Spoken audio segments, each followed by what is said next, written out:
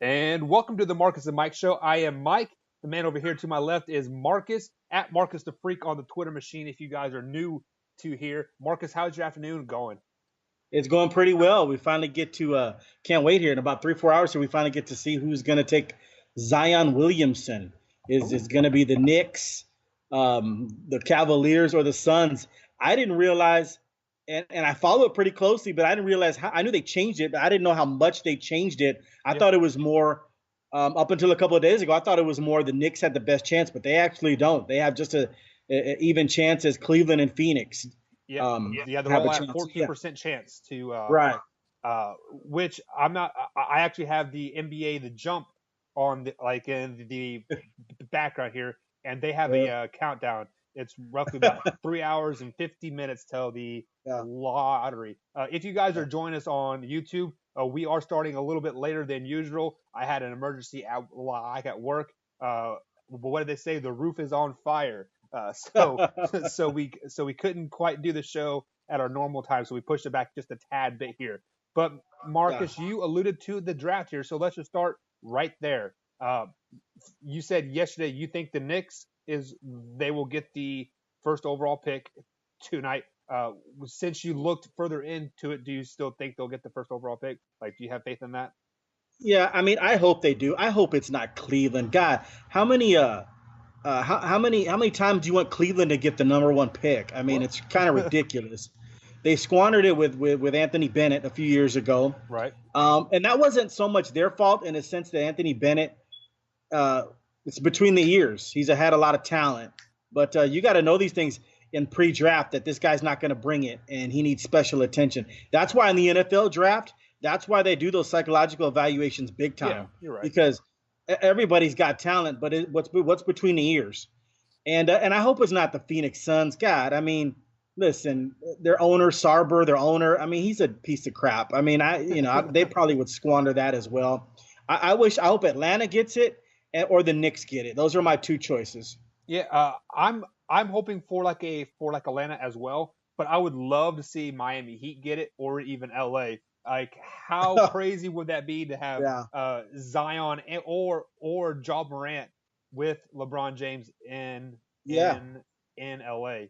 Uh, Well, that would be that pretty that's a exciting to watch.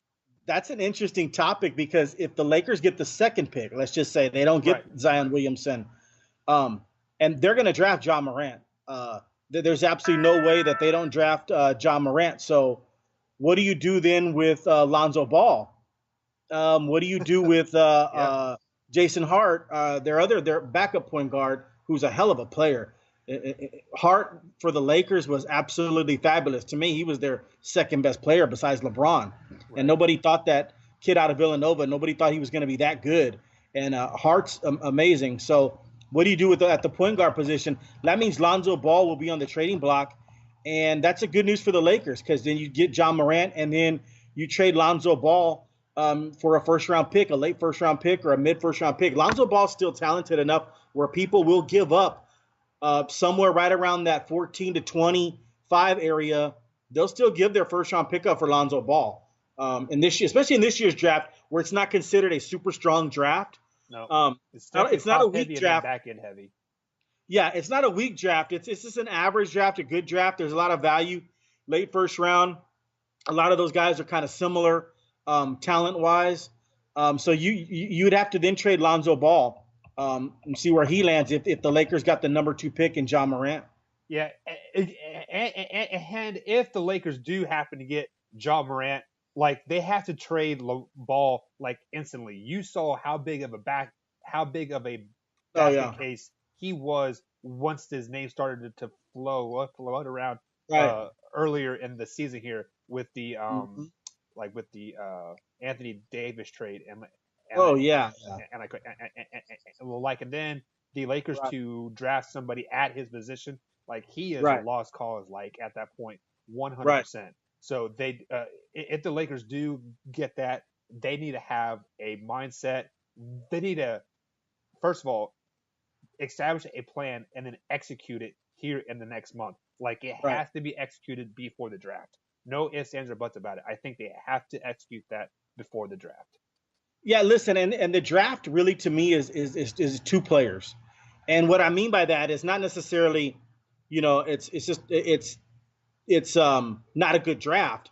It's just you have these number one and number two talents in Williamson and Morant, and then really the draft starts at the third pick. Yes. Really, without the superstar, I'm going to be this unbelievable player, perennial all star. Now you could have an all star at the 11th pick, the 15th pick, but they would have to develop over time. You could have an overachiever at that point, but I think the first two picks in this draft, they're near can't miss in terms of not that they're going to be Tim Duncan and Allen Iverson, but that they're going to be really good players that you can probably make. They're probably going to make 5 All-Star teams, 6 All-Star teams, maybe not 12-time All-Star. Yep. But yeah, I mean, John Morant is a supreme talent. He's not that much of a drop off at 6'3" of Zion because he jumps so high. He's athleticism, getting up and down the court. And if John Morant shoots threes well, wow, you might have and you talked about this, Michael, you hit it on the head yesterday. You're probably going to have a player, if John Morant shoots threes, you're going to have a player that is probably the number 2 pick is better than the number 1 pick. John Morant has potential to be better than Zion Williamson long term. Yeah, you are exactly right on that. And I might even go out to say that the 3rd overall pick in RJ Barrett might be with that level with Zion and John Morant. I was really impressed with RJ Barrett all season.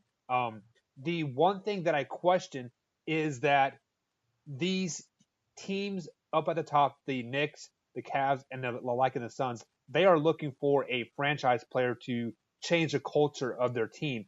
And I don't think that is in this draft. I mean, yes, Zion is a special talent. John Morant is a special talent just as well. But I don't think they can carry a NBA team to greatness like a LeBron James did with the Cavs. No. So let's say the Cavs get the 2nd overall pick. They need to trade down, and they need to because one player is not going to build that team or change that team. They have an opportunity to get two or three picks with that 2nd overall pick to put some pieces together. Hopefully something can happen. You know what? I completely agree with you. I normally don't agree with you get a talent like a John Morant sitting in your lap at the 2nd overall pick, and then you trade that pick. But think about this. If you're the Cleveland Cavaliers, you have Colin Sexton. So what are you going to do there? Colin Sexton's a hell of a player. Was a kid out of Alabama, coached by Avery Johnson, who's a dynamic talent, in my opinion. I think Colin Sexton can be the real deal. So you're going to have 2 in SEC play. Yeah.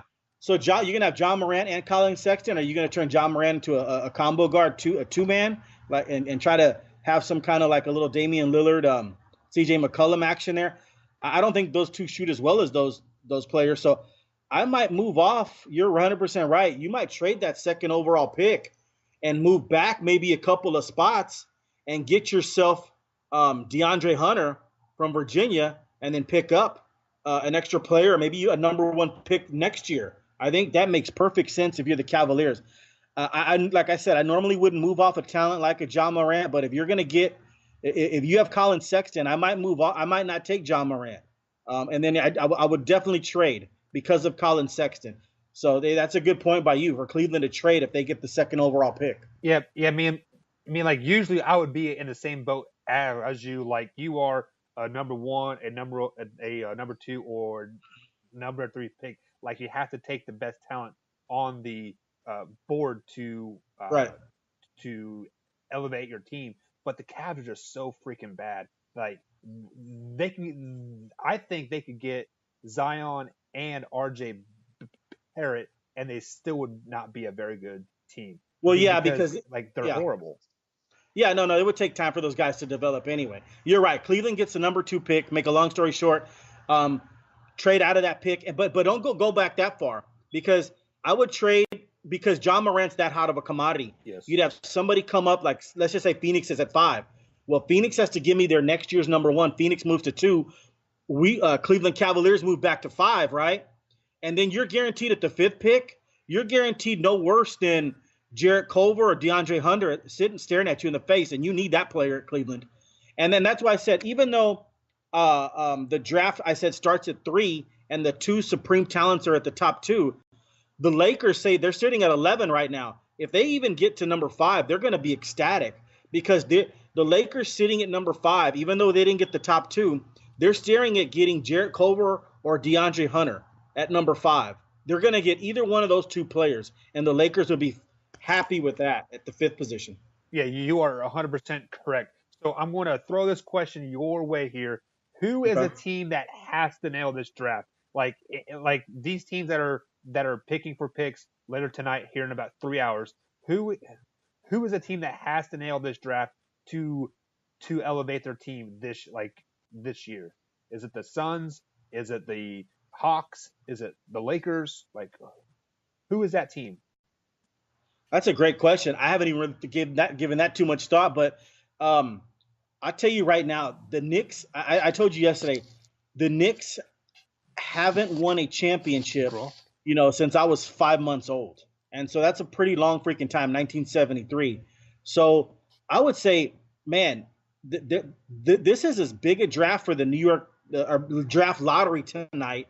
This is big a draft lottery for the New York Knicks tonight that I can remember. I know in 1985 they got Patrick Ewing, and that paid big dividends for them getting Ewing. They didn't win a championship with it, but man, Patrick Ewing kept them afloat for many, many years. For about 14 years there, the Knicks had a chance to win a championship, and they had hope. But man, the Knicks have to nail this draft. I mean, they have to get this lottery situation. They have to pick the right player. I think Kevin Durant's coming, so that's huge. And tonight's going to go a long way. If Kevin Durant sees they get Zion or John Morant, that would be pretty cool for Kevin Durant in his mind, knowing that he's going to go play with one of those 2 players. So I think that the Knicks have to hit this lottery, and if they don't, I don't think it's the worst thing in the world because you're going to get Kevin Durant and maybe Kyrie Irving. Let's just say they end up with the 5th pick. Like I said, they're going to add a DeAndre Hunter or Jarrett Culver to Kevin Durant and to Kyrie Irving. Having Jarrett Culver or DeAndre Hunter to go with Kevin Knox, and then Mitchell Robinson, the 7-footer protecting the rim, a kid who didn't even play, who was in the McDonald's All-American game 2 years ago and didn't even play at college anywhere. Robinson's a hell of a player, 7 foot, and he's playing for the Knicks now. The Knicks are moving in the right direction. And so I mean, hey, the Lakers, you mentioned, I can't stand the Lakers, but they've got the 11th pick in this draft if they don't move up at all. Now, if they move up a little bit and the ping pong balls fall their way and they get in that top 5, that is huge. Because let me reiterate, that means they're guaranteed a player like a DeAndre Hunter or a Jarrett Culver around 4 or 5, and maybe even Darius Garland. He's in kind of an unknown kid out of Vanderbilt, point guard, supreme talent. You can get him. I don't know if they would go that route because they have Lonzo and they have Hart, like I mentioned. John Morant would make sense there if they got the 2nd pick, but the Lakers kind of have to nail it too. They're having, I mean, look what's happening to them in the offseason. They're the laughing stock of not only NBA, but it seems like of sports. Yes. And Atlanta Hawks, let me reiterate too, that we talked about this yesterday. They're moving in the right direction. That's a team on the rise with the players that they have. If they were to get in this top 2, wow. Because they hit it with Trae Young last year. Yep. And they got Torian Prince from San Antonio, from Baylor Bears, Warren High School here in San Antonio. And I love the pick, Kevin Huerter. He was their 17th selection last year, and he's 6'7", and for this day and age in this game, he shoots lights out. He's a hell of a shooter. And I don't know if you remember last year, Kevin Huerter, his idol was Dwayne Wade, and so last year was kind of unique. He got the jersey from Dwayne Wade, his idol. Yeah. I thought that was kind of neat last year. That is awesome. When Atlanta played Miami, that was a big deal. But Atlanta Hawks are moving in the right direction. Collins, the power forward there, and if they were to get Zion, Atlanta Hawks I would make a prediction. Atlanta Hawks would easily make the playoffs. Yeah. So let me start with the Knicks there. Every point that you made it to help your case.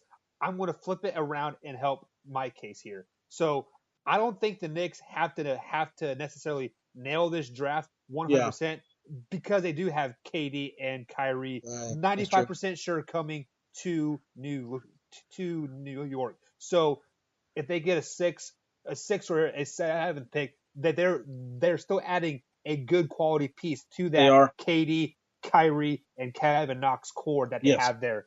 That will happen. So I think your daughter, my wife, could pick for the Knicks this upcoming draft, no Right. matter where they land. A team that has to nail the draft is the LA Lakers. This team is horrible right now. You can have the greatest player on earth in LeBron James on this team with the team that they have now, and they are pure trash. They need help in this draft. They might even want to trade away, Ball and Hart and whoever else that they were talking about trading Yeah. for like AD. They were ready to clean house. There is a reason why they were ready to clean house, because these guys do not fit into the LeBron James mold that he wants to make. I mean, there is a reason why they were trying to hire Ty Lue to be their coach. Is Yeah. because it's because LeBron James wants his mold, and none of the guys on the Lakers team right now fit that mold. You have to build that through the draft 100%. And Yeah. I do like the Hawks. Just like you said, they have nailed the draft. The last two years, they are Yep. one piece away of being a contender in that East. They made a great little push toward the end of the season. I think they won like 9 of 10 games to finish out the year. Just killing teams.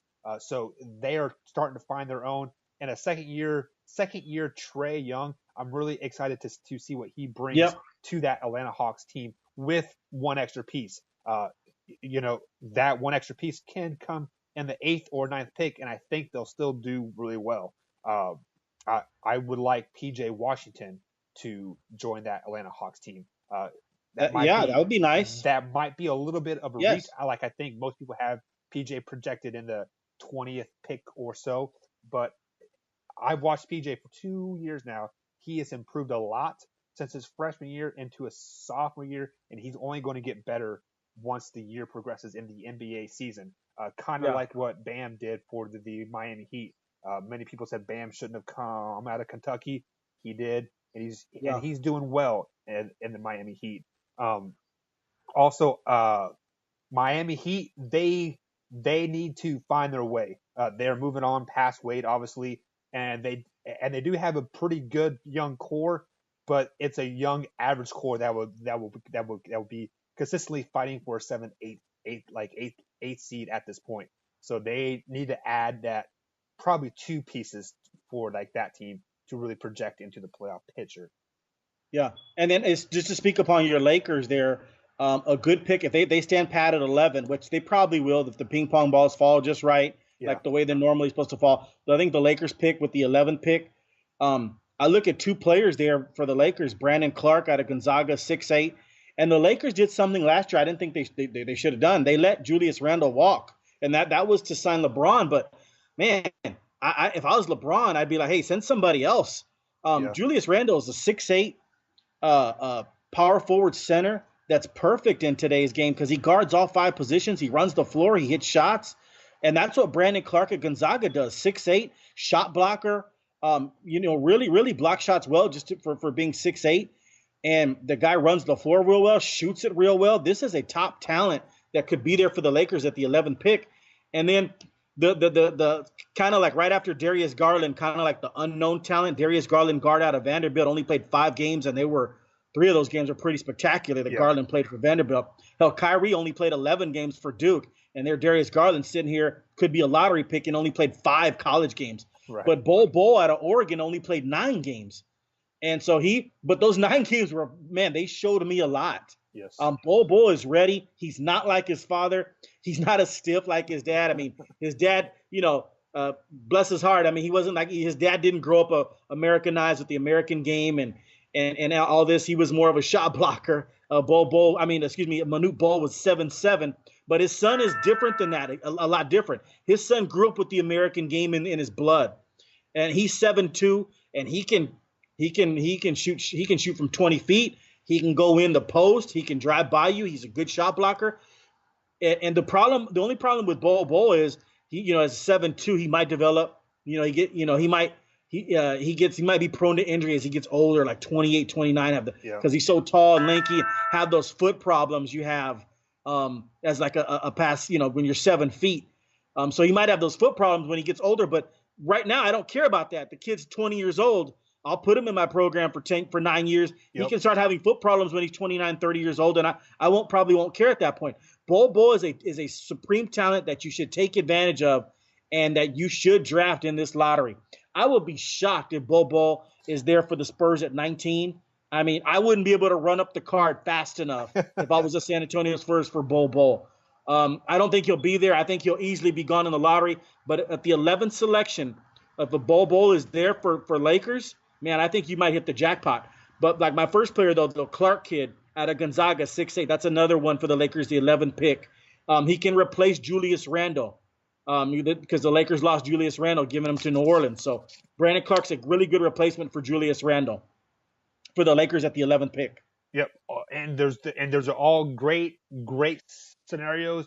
We will definitely find out more about the lottery here in, I don't know, Yeah. 2 hours or like or so. But we're going to take a Yeah. quick break, and we're going to talk more draft lottery a little bit after the break. We'll be right back, guys.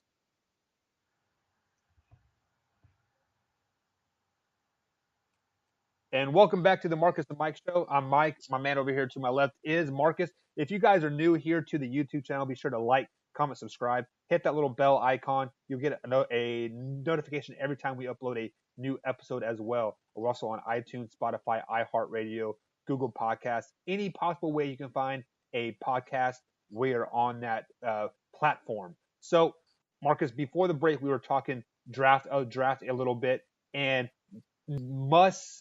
teams that needed to really nail the draft. So I want to talk LeBron James and the LA Lakers just a tad bit. Let's say they do not nail this draft. They flat out dud this draft. They pick up some French guy that's 5'5" and can't shoot the basketball. Should LeBron James be up for a trade? Should he say, I want out of LA at that point? Well, look, I'm still miffed at LeBron James for even choosing the Lakers. So I'm going to answer your question, but I'm going to go back a year. He did it for non-basketball reasons. He did it for his family, his children, his wife, whatever. But he knew what he was getting himself into. He married the Los Angeles Lakers for 4 years. And so for him to want to trade, I probably would want to trade now. After I've seen everything that's happened, I probably I'd ask for a trade. I'd have to see what happens in free agent. I don't know. I'd have to see what happens in tonight's lottery and the draft. But this is all the shenanigans happening around the Lakers. LeBron James didn't sign up for this. He's probably the most stable at his position, right? He probably can do his job, LeBron James, better than anybody else in the Laker organization is doing their job right now. So if I'm LeBron, I'd be like, hey, I didn't sign up for this. But I don't know if he can just necessarily after, just kind of like quit on this thing. He knew what he signed up for. He should have never signed there. If it was really all about winning championships, he should have signed with the Rockets, Philadelphia, or San Antonio. Those are the three destinations. And if he would have signed with any of those three, right, we'd be talking about him playing tonight or tomorrow. Yeah. But he didn't. He chose the Lakers for non-basketball reasons. Now he's got to basically he spilled his milk. Now he's got to clean it up. You're right. So he did this on his own. He knew what he signed up for. In a sense that this was a organization that was not very good. The organization hadn't been good. Excuse me, I'm plugging this crap in. The organization hadn't been good for 6 years. Now it's going to be going into its 7th year where it's not that good. So LeBron knew what he signed up for. And it was really disappointing when he signed with the Lakers. Wasn't for basketball reasons at all. I'll tell you right now, though, I wouldn't be shocked if he demanded a trade because, this is ridiculous what's happening there. But we'll see what happens. But we're coming back to your point. You're correct. This is crazy. What if they don't get anybody in free agency? And what if they don't hit on this draft? They take a player, like you said, nobody's ever heard of, and he's in Europe for 3 years. This would be a disaster in the making. And people love to talk about, oh, they were 20-14.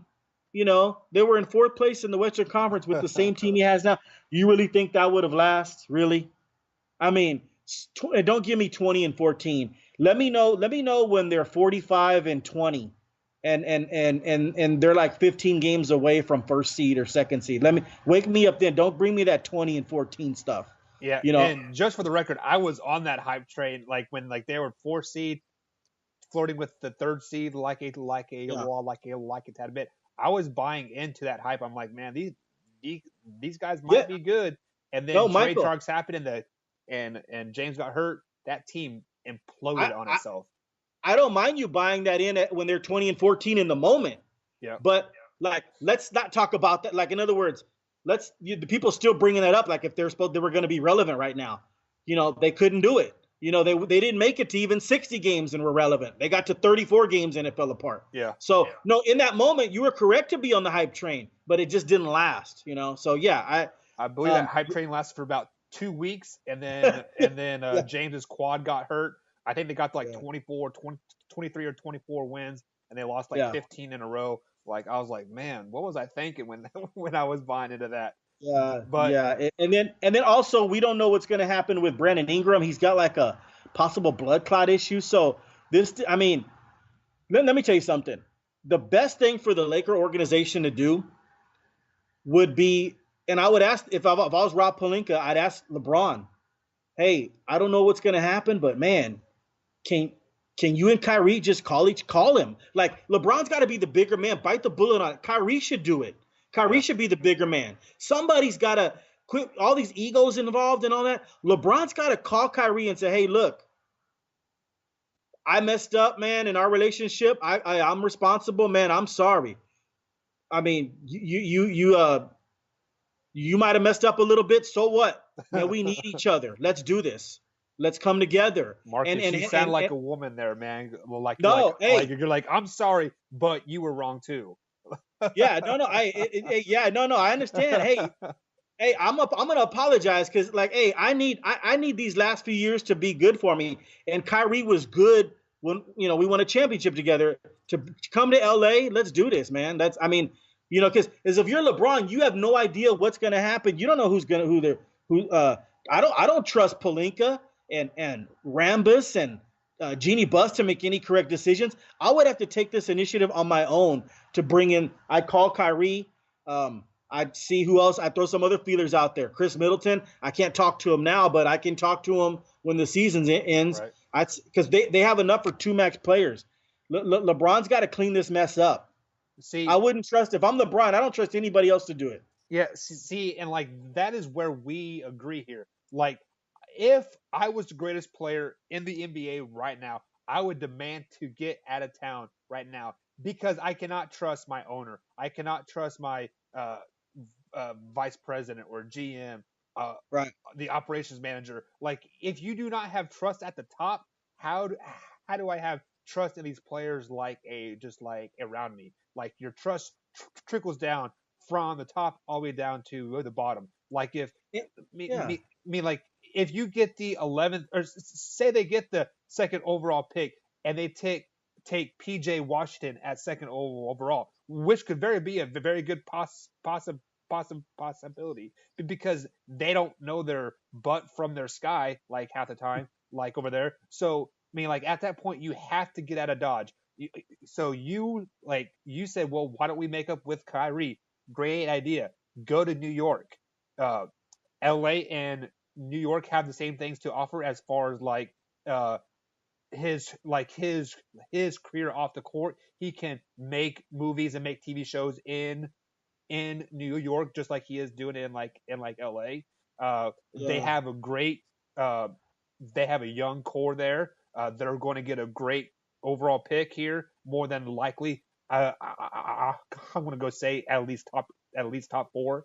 I mean, I don't see Yeah. them dropping below four at all. So Yeah. Yeah. you have It's too. That would Kyrie. be too. That What? would be too far away from my family going to New York. I don't think LeBron would do that. I think he would make a move to Texas um, or somewhere else. I How mean, about Phoenix? maybe even, yeah. I mean, yeah.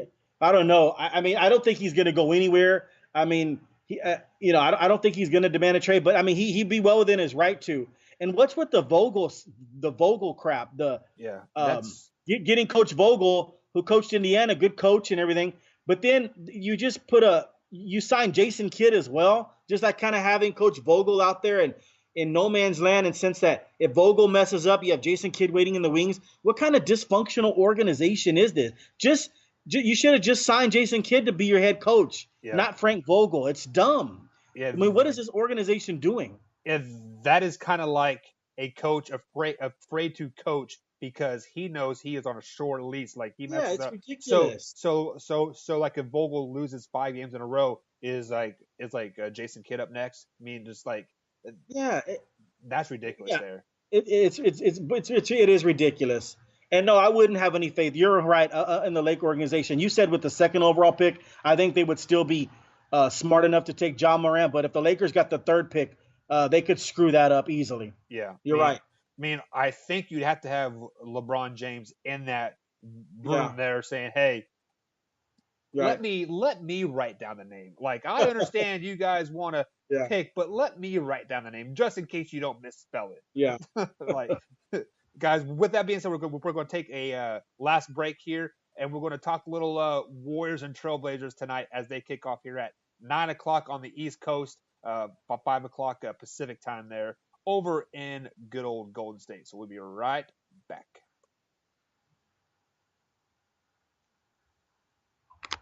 Oh, hey, welcome back, guys. I am Mike. Man over there is Marcus. Marcus, tonight starts the Western Conference Finals. You have Golden State taking on the Portland Trailblazers. Minus KD, he has officially been ruled out of game one and more than likely game two as well. They said, depending on how the first two games go, he might even be out the whole series. First of all, what are your thoughts on that, and who do you got winning the series? Yeah, I mean, KD should come back because they're going to need him.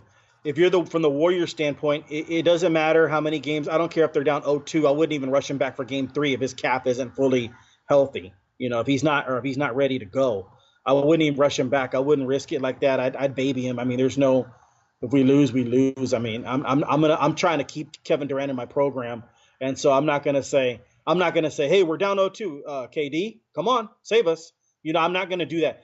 And I guess I learned that from the Spurs. Spurs don't do that either. They don't push any panic buttons like that. They will wait till next year on stuff like that. They will not risk a player's health to win a championship, and they just won't do it. And so I think the Warriors are more like that kind of organization. That being said, looking at from the Portland Trailblazers standpoint, you better get one of these two without Kevin Durant, or you have absolutely no shot at winning this series when Kevin Durant comes back. Probably, in my opinion, he'll come back for games 3 and 4, and the rest of the series, obviously. So you better. You know what? And it might be advantageous of you to get 2-0, and then they'll bring KD back because I think it was only a grade one. He should be ready. Let's see, tonight he should. KD should be ready Saturday to go in a grade one sprain. He should be ready to go on the road, Portland. Hell, I'd send him out there to Portland already. Have him working out in Portland. Get him ready. I don't know. But you better, if you're the Portland Trailblazers, you better get one of these games, if not both, because this is the time to get Golden State. They just came off an emotional series versus the Rockets. Everybody's saying, "Oh, this is the Western Conference Finals. Don't worry about the between Houston and Golden State. It's going to be cakewalk after you beat the Rockets." That's kind of what everybody's thinking. It'll just be a foregone conclusion. You beat the Nuggets or you beat the Trailblazers, which is baloney. I think the Warriors organization knows that's baloney, but the players still kind of feel that way. And Portland's coming off a game 7, but I think they're ready to go. I think listen, Lillard and CJ McCollum have a chip on their shoulder about facing the Warriors and about facing Kevin Durant and the alleged best backcourt in NBA history, and Klay Thompson and Stephen Curry. CJ McCollum and Damian Lillard want to put their names up there with the best of all time, and the only way they can do this is to beat Golden State Warriors in a basketball series, and they can start by doing that. They can start doing that tonight. They can start by doing that by winning one of these two games, and if not, get both these games. This is going to be fun. This is sit back and watch. This is must-see TV. And if C.J. McCollum and Damian Lillard can just match Klay Thompson and Stephen Curry with points, I think Portland has a better team, a better bench, and their others are better than the Golden State others. I think that Collins, a kid out of Gonzaga who they took in the lottery a couple years ago. Myers Leonard, Rodney Hood is big time. Harkless and Aminu. I think those others will play better than your Jarebkos of the world. Kevon Looney's. I think Portland is deeper and better. So for the Golden State to win, Klay Thompson and Curry are going to have to outperform by a lot, not just by a little bit, by a lot, McCollum and Lillard. And I don't think they get that done in the first two games without Durant. I think Portland wins game one. I think Portland wins game one tonight without Kevin Durant. And the reason I'm saying that is they better win game one, because if Golden State goes up 2-0 and Kevin Durant comes back for game three, and it's over. It's a wrap. And I normally don't say that, Michael. You know me. We've been doing these playoffs. Just because a team goes up 2-0 doesn't necessarily mean it's the end of the series. Right. You just hold serve. You come back and you win games 3 and 4. But this is different now because Golden State is that super team. And without Kevin Durant, you better get one of these two, because if you go down 0-2 and they get the third best player in the NBA back behind Giannis and Kawhi Leonard, think about that for a second. They're getting the third best player in the NBA back for game 3, and they're up 2-0 already. It's done for Portland Trailblazers. They will not win this series. Yeah, you are 100% right on that. And a perfect game to steal in a series is game one, because usually the other team is they're a little tired. They're like, oh, we're home, we can relax. And Golden State has had that extra day of rest versus Portland. Portland doesn't have any quote rust to knock off their team. So Portland definitely has to win game one. And I believe Hood is still questionable. They don't know if he's playing yet. If I remember correctly, he tweaked his ankle or his knee. He has a bone bruise in his knee. Yeah, there you go. So he is still questionable. He only had 6 points in their last game versus the 27 that he had in the previous game. So he definitely has to show up and be ready to play. The one thing that the Warriors have going for them is Steph Curry was a Finals MVP before KD came. Steph Curry was a great player, a top 3 player before KD came. He has since taken a back seat, since like to KD, like allowing him to shine and just picking up the slack where needed. That showed in the first half of the Rockets game, a little bit in the third quarter, and then the fourth quarter, he found his stride. He found the Steph Curry of old. And as a Golden State Warriors fan, that's got to be exciting. Yes, KD's out, but Steph Curry is picking the slack up, picking right back up off where he left in 2015, or I believe before KD came. So Portland, this is the issue. Portland has to play great to beat Golden State. Golden State can play good to above good to beat Portland. So if Portland plays good and Golden State plays good, Golden State's going to win 9 out of 10 times. With that being said, I'm picking Golden State in 5 games in this series. I don't think Portland has enough for them.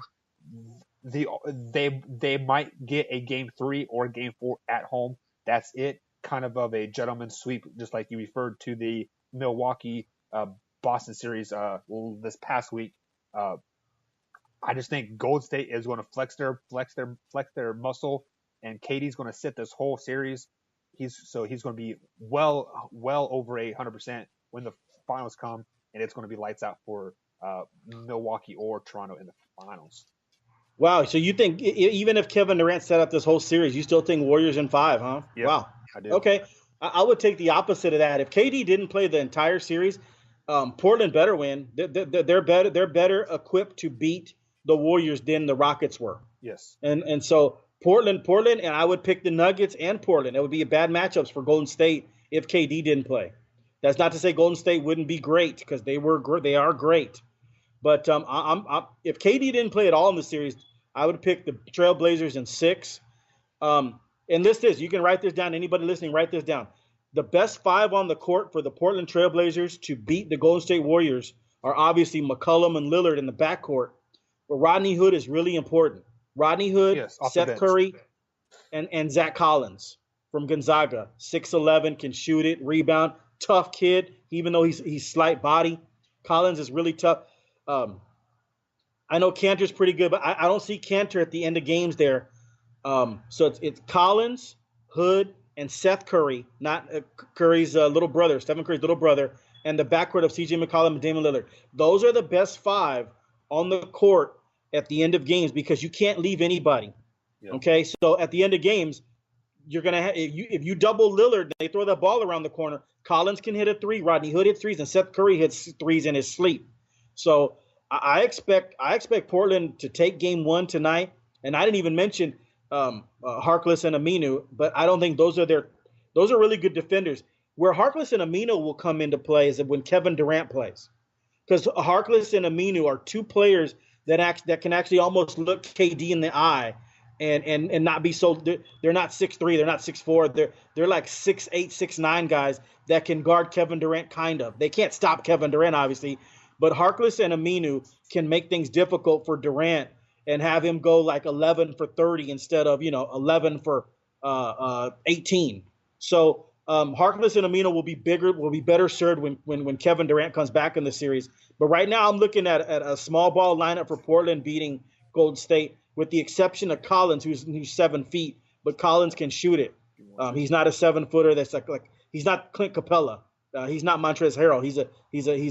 He creates a lot of space too, and plus he can get down there and rebound. He's a tough kid. So Rodney Hood is really important.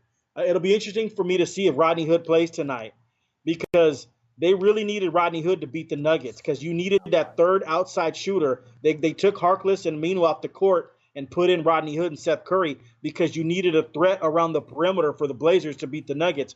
You're going to need the exact same thing to beat the Warriors.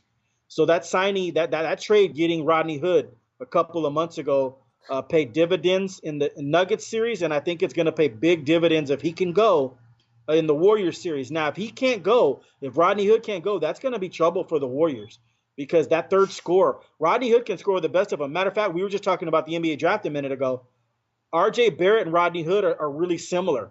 Yep. They get their shot off. They're good shooters. They're very skilled. They're very multidimensional.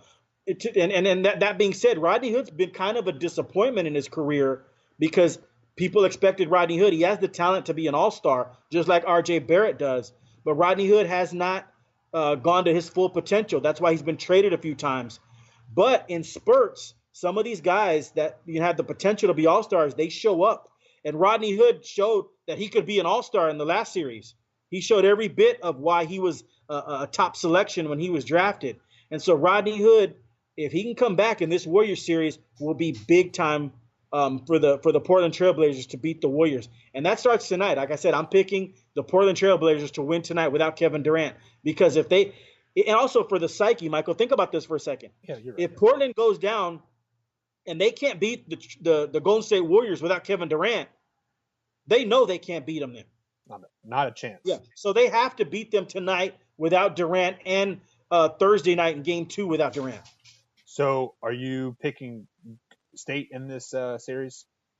No. See, there's a thing. I think KD. Listen, here's how I think it's going to go. I think the Trailblazers are going to split, mm-hmm. and in this series, I think they're going to get one of these games. I think it's going to be tonight, though. I think they lose Game 2. But it's going to be a split however you go. I think KD comes back in this series, and I see Warriors in 7. Once KD comes back and Rodney Hood comes back or whatever, this is going to be a heck of a contest. But I think these games are going to be in that 120 to 130 range and all that type of stuff. And the Warriors will eventually end up winning in 7 because of Kevin Durant coming back. Now, you just mentioned if Kevin Durant doesn't come back at all, Trailblazers in 6. All right. So you guys heard that, and I'm picking Warriors in 5 with or without KD. I just think they have too much to offer from Seth, Clay, and Draymond. Also, Boogie Cousins might make an appearance in this series as well. He has been cleared to do practices, so we'll see if he is able to make it back this series. I like it all. But guys, join us tomorrow at 2:30 Eastern time. Same time, same place as always, and we'll catch you guys tomorrow.